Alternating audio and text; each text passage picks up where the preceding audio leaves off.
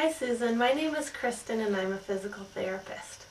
From the information you gave us, you described that you had slipped, fallen, and you had a blunt trauma here to your left ankle. The pictures you showed a significant amount of bruising, and some of the questions you asked is whether you should still be icing, how to get back to regular exercise. So I'm going to describe the progression for you. I was glad to hear that you have been using ice packs. What I always recommend is to use ice packs 10 to 15 minutes. The first 72 hours after an injury, it's the most crucial.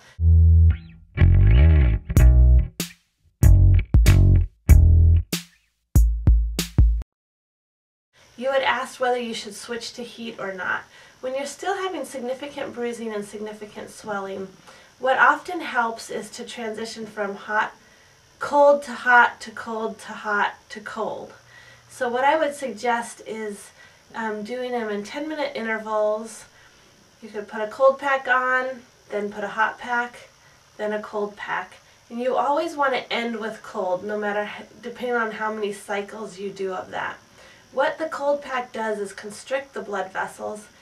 Then the hot pack helps open the blood supply, so it really helps increase the circulation, getting the bad stuff out and the good, healthy fluids back in to help the healing process.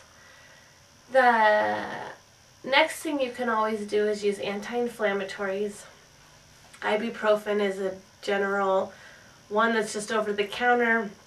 As long as your stomach can tolerate, I would take it as prescribed, as the bottle describes, taking it, and it can be effective for inflammation. Your next question is, when can you get back to exercise? The first thing, and whether it's better to exercise or to rest it. What I like to describe is what we call active rest. That's staying as active as you can without any pain. So we want to rest the area because your body experiencing pain is telling you to not go into those directions. So in order to accomplish this active rest with the ankle, what we usually encourage is range of motion first, then a progression back into strengthening. So the first range of motion, just a general range of motion exercise, is I describe to people is to have a pencil on your great toe, and you're going to take your big toe all the way through the alphabet. You're going to go A, B, C, then D, like you're writing all the letters of the alphabet. That really helps get this range of motion in every direction back. Once you can do that pain-free and you have good range of motion in all directions, you can start a slow progression of strengthening. Probably from the history you gave, you said you're able to walk and it's stiff at first and then it gets into feeling better. What I would recommend is walking on even, level surfaces. Once that becomes pain-free, then you can go to uneven surfaces, and once that becomes pain-free, you can progress to doing inclines and declines and uneven surfaces, and then work your way into a light jog. In the meantime, some of the strengthening exercises you can start while you're seated and just do general heel raises.